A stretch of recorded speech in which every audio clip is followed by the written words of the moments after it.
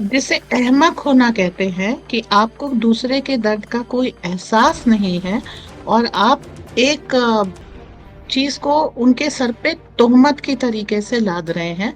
ये वो बात है। समाज में जिस तरीके के उसने अपराध किए हैं और उसके फरमान जिस तरीके के थे, हम तो उसको देखेंगे।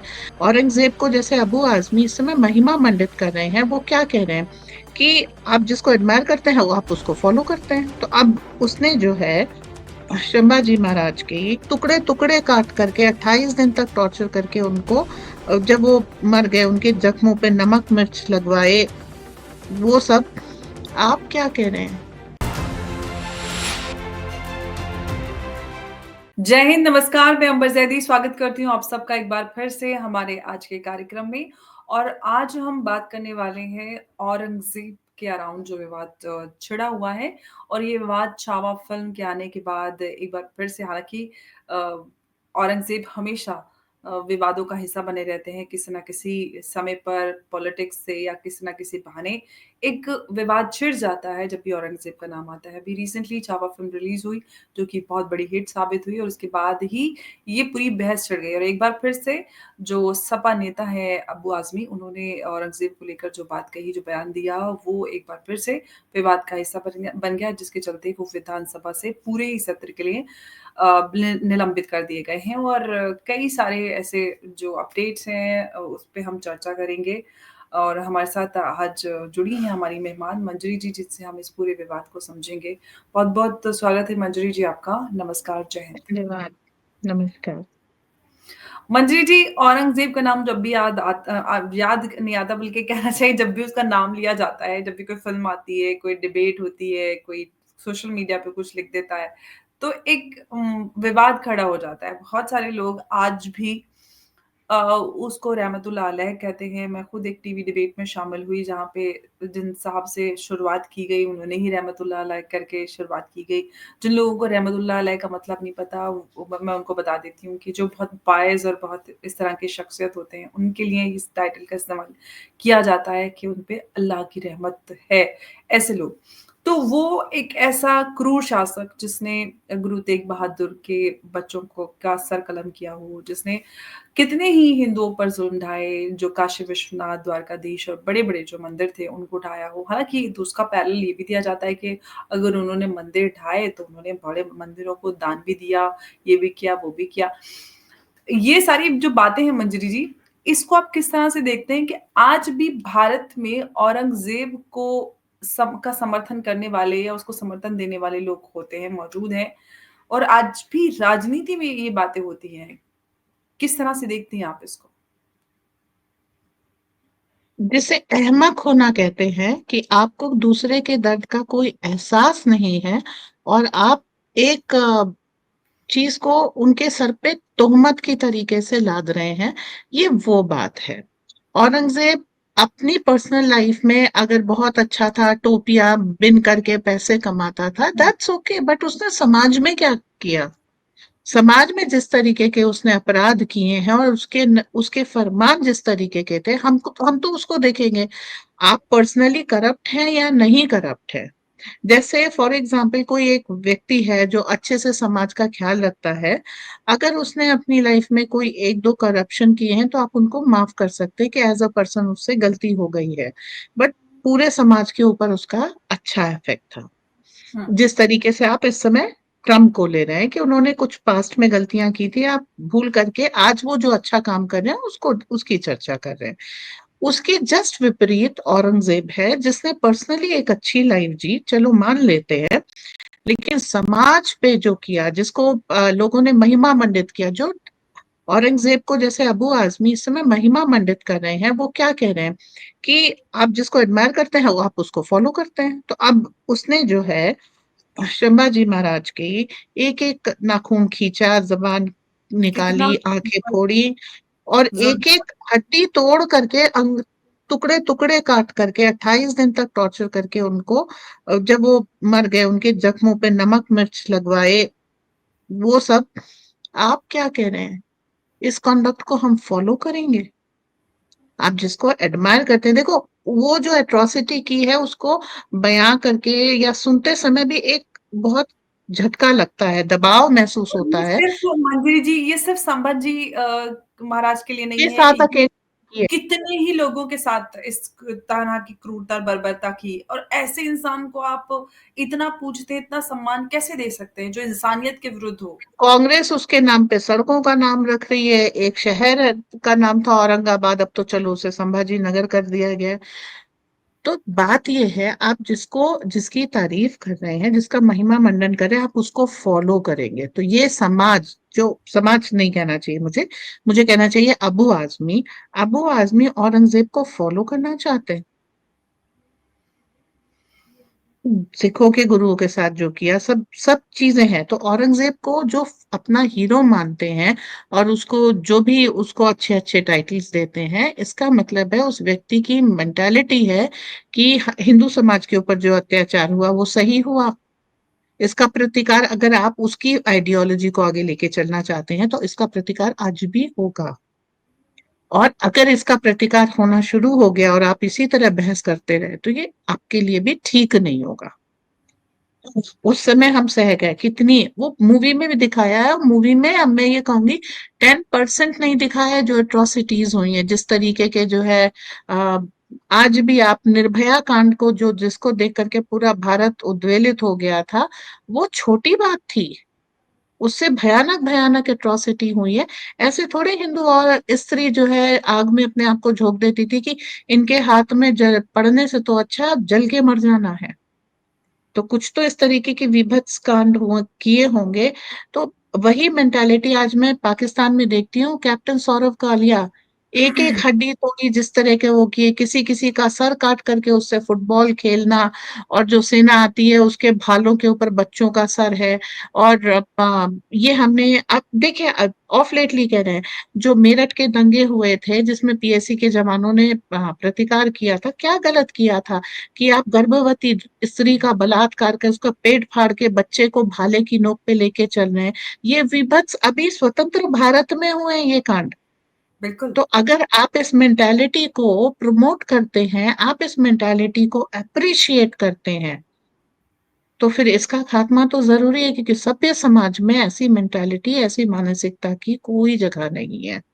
तो अभी अबू आजमी जो एक संवैधानिक पद पे रह करके ये काम कर रहे हैं, इनको तो सजा भी मिलनी चाहिए। खाली संसद से निकाल देना इनके लिए कोई सजा की बात नहीं है। क्या फर्क पड़ता है उनको, नहीं जाएंगे। तो वैसे ही वो कौन सा काम करने के लिए संसद में गए हैं। तो संसद में जाना है ना जाना इज अ सेकेंडरी थिंग। वो उस बिल्कुल। मेंटालिटी को जो प्रमोट हमेशा कर रहा अपने है। बयानों की वजह से अबू आज़मी हमेशा विवादों में रहे। इनफैक्ट जब मैं ट्रिपल तलाक पे बहस किया करती थी, मेरे लिए बहुत-बहुत बुरा-बुरा बोला करते थे। वो जब भी डिबेट में होते थे साथ में, तो मुझ पे बहुत गुस्सा करते थे कि ये आरएसएस की दलाल है, ये दलाली करती है, ये पता नहीं क्या-क्या बोलते थे। तो उन जिसके अंदर जो होता है वो निकल के आ जाता है। जैसा कि कहते हैं झाँकी जैसी भावना, तो वो रिफ्लेक्ट हो जाता है। अब सवाल ये है कि अब क्योंकि हम लोग इस तरह के टॉपिक से बहुत बहस करते हैं, और अब भी बहस हुई और आज भी मैं उस बहस का हिस्सा रही। अब सवाल ये है कि हम सब भारतीय हैं, आप हिंदू हैं, मैं मुसलमान हूँ, लेकिन हम भारतीय हैं। हम लोगों के लिए वो हम यहाँ पर एक पैरेलल ड्रॉ क्यों नहीं कर पाते हैं कि भई औरंगज़ेब ने भारत में जो ज़ुल्म किया, हिंदुओं के खिलाफ जो भी टैक्स को डबल करना, जज़िया डबल कर देना, ये तो चलिए कोई बात नहीं है। लेकिन जिस तरह से लोगों को जबरन उनके ऊपर जो जब्र किया गया, धर्म परिवर्तन के लिए मंदिरों को तोड़ा गया, महिलाओं के साथ जो भी अत्याचार हुए, और इनफैक्ट इतना ही नहीं, उसने वो ब्रूटैलिटी अपने परिवार में भी की। अपने भाई-भतीजों और अपने पिता को जेल में डाल दिया। लोगों को, अपने परिवार के लोगों को काट डाला। उसने गुरु तेग बहादुर के बच्चों का सर कलम किया। उसने जो उसकी फ़ेथ का नहीं था, उसमें मुसलमान भी थे, उसमें शियाओं पे भी जो स्कॉलर्स थे, उन तक पे बहुत ज़ुल्म किया। लोगों को, जो नवाब हुआ करते थे, उन लोगों को उठा-उठा के जबरन अपने दरबार में लगाया, और ये सारा उनको धर्म परिवर्तन करने का सब पे प्रेशर डाला। तो एक इंसान जिसने हर किसी को जबरन धर्म परिवर्तन का शिकार बनाया, उसमें हम एक क्लियरली एक आवाज़ में ये क्यों नहीं कह सकते भई ये गलत इंसान है?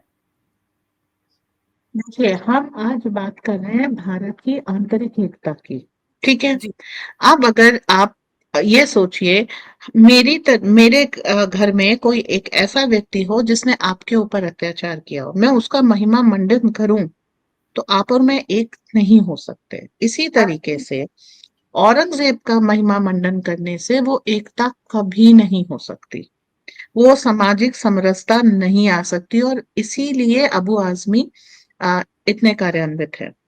आपको आरएसएस का एजेंट कह रहे हैं, पर खुद क्या आईएसआईएस के एजेंट है? उनसे भी तो सवाल पूछने ही चाहिए।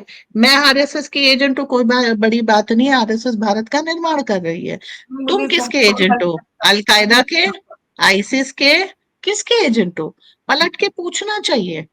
आप अपनी वो करिए, आप जो बात करें वो, अब अगर आप एंटी नेशनल कहूंगी तो लोग हंसने लगेंगे, बट समाज विरोधी तो है ना, आप समाज को एक साथ नहीं आने दे रहे। और वो अत्याचारी व्यक्ति है, अगर आप उसको आज भी उठा करके लेके आएंगे और इस तरीके से लेकर के करेंगे आप उसकी तारीफ और वो सब, तो फिशर साहब गहरे कर रहे हैं।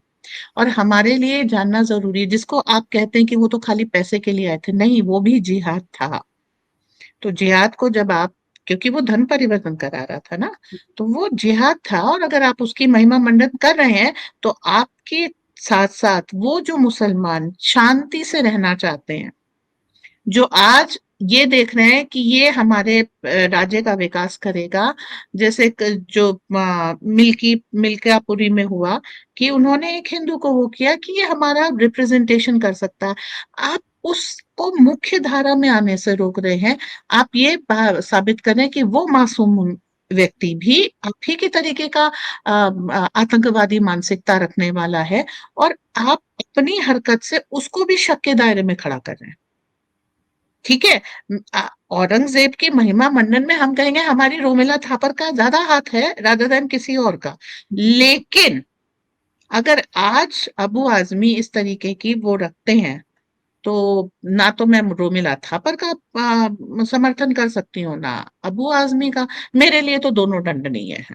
देखिए, एग्ज़ैक्टली सवाल यही है, यहाँ पे बात हिंदू-मुसलमान की नहीं है। बात ये है कि देखिए, जो इतिहासों में अब तक उनका महिमा-मंडन हुआ, इनफैक्ट जो बहस हो रही भी कि देखिए, गलत इतिहास बताया जा रहा है, छावा में गलत दिखाया जा रहा है, इतिहास को बदलने की कोशिश की जा रही है। जो अंधभक्त हैं, अब उनको मौका मिल रहा है, अब ये इतिहास बदल रहे हैं। अब सब कुछ तो मराठाओं ने किया था, सब कुछ मराठाओं ने किया था। भारत का इतिहास सिर्फ़ मराठाओं पे आधारित है, इतना ही लिमिटेड है।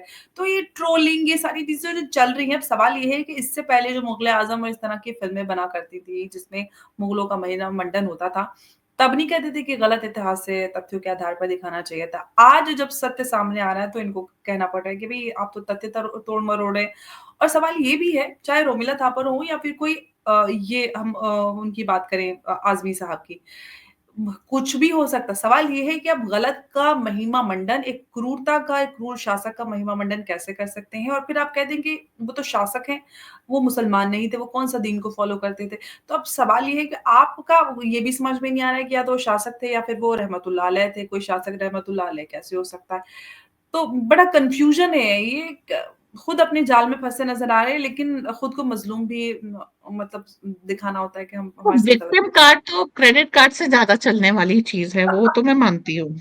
ठीक है। बिल्कुल। लेकिन यहाँ जो बात हो रही है, आप हुँ, ललित बरफुकन की कीजिए, आप राजपूताने की कीजिए, आप गुजरों की कीजिए, आप सबकी कीजिए, तो ऐसा नहीं है कि कहीं इनको केक वॉक मिल गया था। बात हम आज इसकी शंबा जी की किस लिए कर रहे हैं? वो एक महान व्यक्ति थे, ठीक है, लेकिन जी, हम हिंदू रेजिलियंस की बात करें, हम भारत की उस स्पिरिट की बात कर रहे हैं जो तब भी जिंदा रहती है इतने अत्याचार भोग करके भी। वो हुँ। कन्वर्ट नहीं हुए, बंदा बहादुर कन्वर्ट नहीं हुए, चाहे उनके बच्चे का दिल निकाल करके उनके मुंह में ठूस दिया गया। आज हम बात करें उस रेजिलियंस की जो आतंक के प्रतिकार की, कि जिस भी कैपेसिटी में हो, आप कैप्चर्ड है तो भी हम अपना जो धर्म है, धर्म इसमें हिंदू मुसलमान मत लीजिएगा, हम हुँ, जो राष्ट्रभक्ति है ये सब है, हम इसको नहीं छोड़ेंगे। जिसको कहते हैं पुर्जा पुर्जा कट मरे तबहु न छाड़े खेत, वो चीज जो है हम रखेंगे। ये पढ़ाया जा रहा है एग्जैक्टली exactly। और उस चीज को संभाजी ने जिया तो उनको पढ़ाया जा रहा है, रानी लक्ष्मीबाई ने जिया तो उनको पढ़ाया जा रहा है, उनको दिखाया जा रहा है कि जानो आज अगर तुम इतने भाई उनका अलेक्जेंडर को ऑनस्लॉट देखा, फिर मुगल ऑनस्लॉट देखा, फिर आपने ब्रिटिश ऑन फ्रेंच ऑनस्लॉट देखा, तो सब आए यहाँ पर। भारत ने स्वीकार किया कि ठीक है, अगर आपको आना है भारत के साथ ट्रेड करना, हम तैयार है, लेकिन इसका उन लोगों ने गलत फायदा उठाया। तो आज ये बात की जा रही है कि आपके पास एक ऐसी सभ्यता थी, संस्कृति थी, ऐसा स्पिरिट था, आत्मबल था, तो उसको वापस लाइए, आप वो बनिए, भारत पुत्र बनिए। आप उसके बाद, हमारे यहाँ तो कहते हैं एका सत्य बहुधा विप्र बहुधा वदंती, सत्य एक ही है, तरह तरह से लोगों को मिलता है, तो हम उसके ऊपर डाउट ही नहीं करते। समरसता हमारा मतलब वैचारिक है, खून में है, छोड़िए, हमारी तो मानसिकता में है। तो वो जो चीज है, जो आत्मबल है, उसको जागृत कीजिए, और उसके बाद फिर आप अपने आ, वो गोल्स जो दुनिया देख करके जिसको थर्राती है, भाई वर्ल्ड वॉर 1 आपने जीता, वर्ल्ड वॉर 2 आपने जीता, सारा घड़ी की लड़ाई ऐतिहासिक है, किसी ने इतना अच्छा फाइट नहीं दिया। हाइफा पोर्ट की जो बैटल थी, वो किसी ने इतनी अच्छी रेजिलियंस नहीं दी। शांति सेना विश्व में जहां गई है, वीरता के और सभ्यता के दोनों मापदंड उन्होंने स्थापित किए हैं।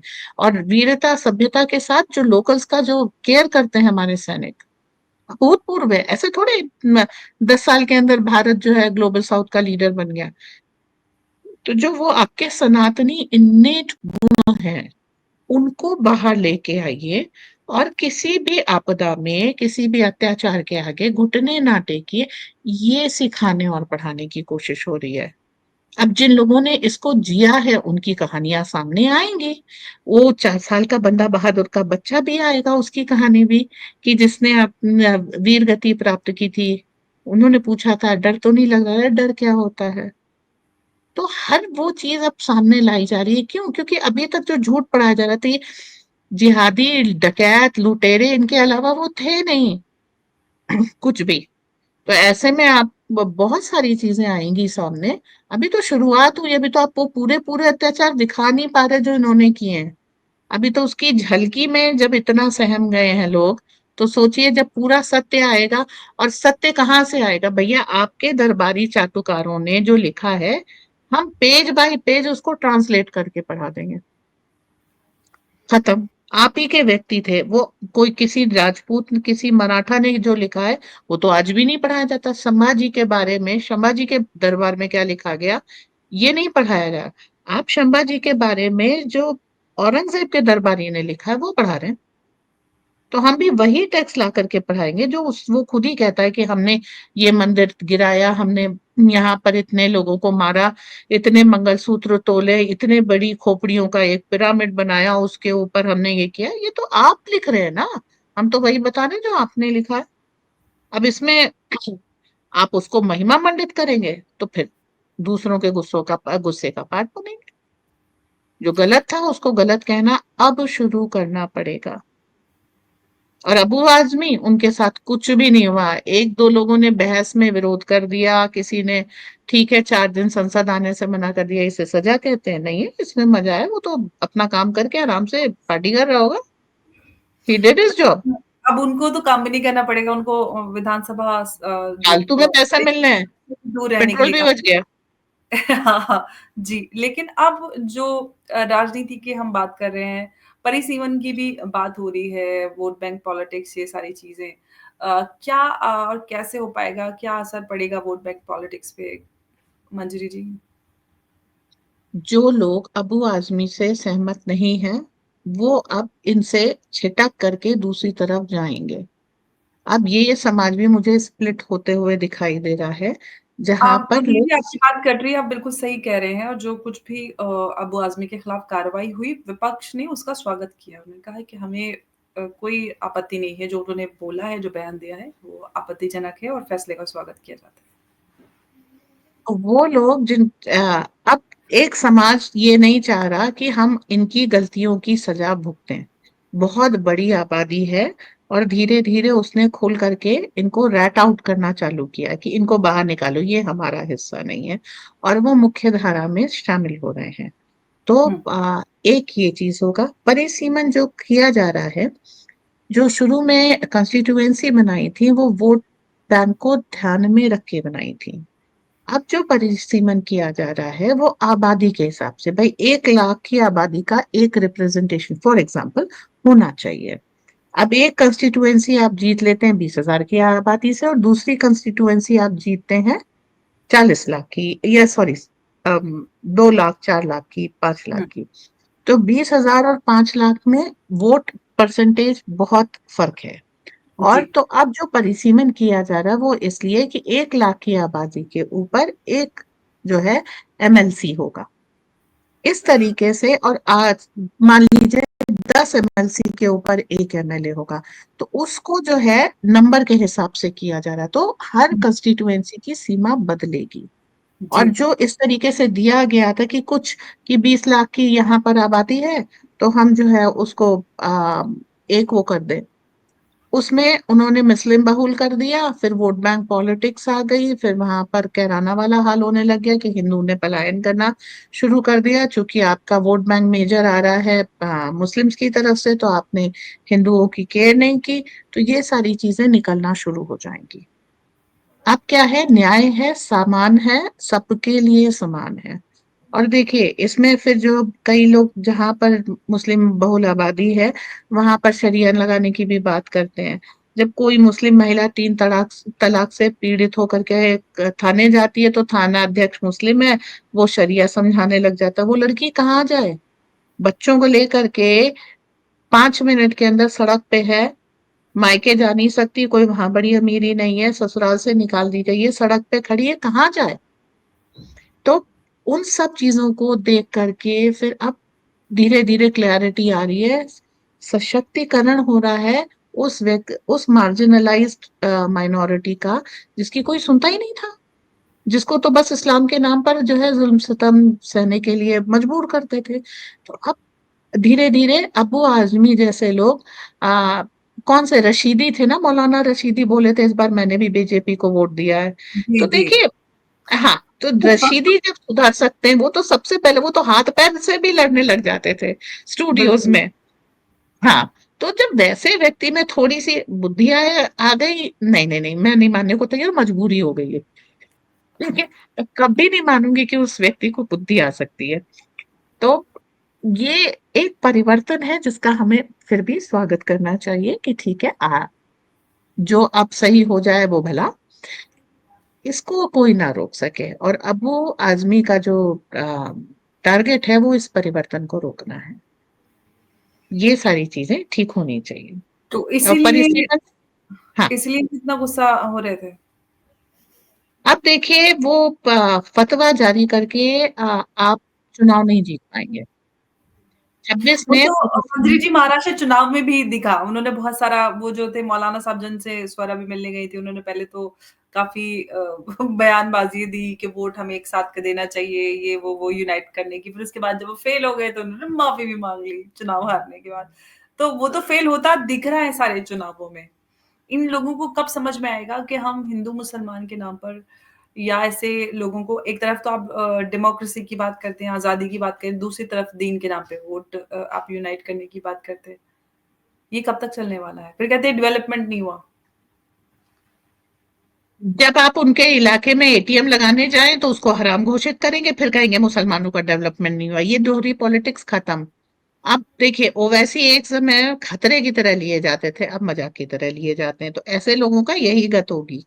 और इन ये अब इरेलेवेंट हो चुके हैं। 2014 में जो मोदी जी जीत के आए थे, फैक्ट इज तब ये चीज इरेलेवेंट हो गई थी, क्योंकि कंसोलिडेटेड हिंदू वोट से मोदी जीते थे। लेकिन आप देख लीजिए, हिंदू मेजोरिटी और हिंदू माइंडेड सरकार होने के बावजूद भी किसी के साथ, क्योंकि तो मुसलमानों इस बात पे अत्याचार नहीं हुआ। तो अब 10 साल हो गए, 5 साल आपने कह दिया कि अगले साल ये करेगा, फिर अगले 5 साल अगले वो करेगा, थर्ड टर्म मोदी का है। ये किसी तरीके से नहीं बता पा रहे कि मोदी फासिस्ट है और आपके ऊपर अत्याचार करेगा, आपको धर्म परिवर्तन कराएगा और ये वो सब। तो अब जो है इनके पास अपने एक्शंस और अपने आइडियाज, ना तो कोई सुनेगा ना कोई विश्वास करेगा, और ये अपने एक्सप्लेनेशन दे दे के भी थक गए हैं। तो लोग अब सच देख रहे हैं, सच जान रहे हैं, सच मान रहे हैं। परिसीमन इसमें हेल्प करेगा। और जब हर एक के घर में खाना पहुंचेगा, उनको घर भी मिलेगा, बिजली भी मिलेगी, शौचालय भी, भैया आपको केवल अपने गद्दे और कपड़े लेके जाना है। उज्ज्वला योजना से आपको गैस मिल रही है, आपको बल्ब मिल रहा है, आपको नल से जल मिल रहा है, सब कुछ तो मिले, प्रैक्टिकली गोद ले लिया सरकार ने। उसके बाद आप कहें कि मोदी फासिस्ट है, तो सब लोग तो नहीं बचा पाएंगे ना। एक इंसान में अपनी अंदर की सच्चाई भी होती है। बस ठीक है, खत्म हो गया। अब परिवर्तन आप वोट बैंक में भी देखेंगे, वोटिंग पैटर्न में भी देखेंगे, और इन लोगों की आउटस्टिंग तो बिल्कुल एकदम तय है। बिल्कुल, अब ये बड़ी बात है कि परिसीमन के बाद जो वोट बैंक की राजनीति हमने भारत में देखी पिछले कई दशकों में, 70 के दशक से इसकी शुरुआत हुई और हमने वोट बैंक पॉलिटिक्स, हिंदू-मुसलमान और क्या कुछ हमने भारत में होते हुए नहीं देखा। क्या परिसीमन के बाद ये कुछ बदल पाएगा? क्या हम वाक़ई में एक सेक्युलर डेमोक्रेटिक रिपब्लिक जो हम बोला जाता है, अब उसको प्रैक्टिस कर पाएँगे? ये बड़ी बात है और बड़े बदलाव की ओर भारत बढ़ रहा है और हम काफ़ी अच्छे की तरफ बदल रहे हैं, ये बड़ी बात है। मंजरी जी, बहुत-बहुत धन्यवाद आपका हमारे साथ आज की चर्चा में जुड़ने के लिए। जय हिंद, नमस्कार, जय भारत। जय हिंद, नमस्कार।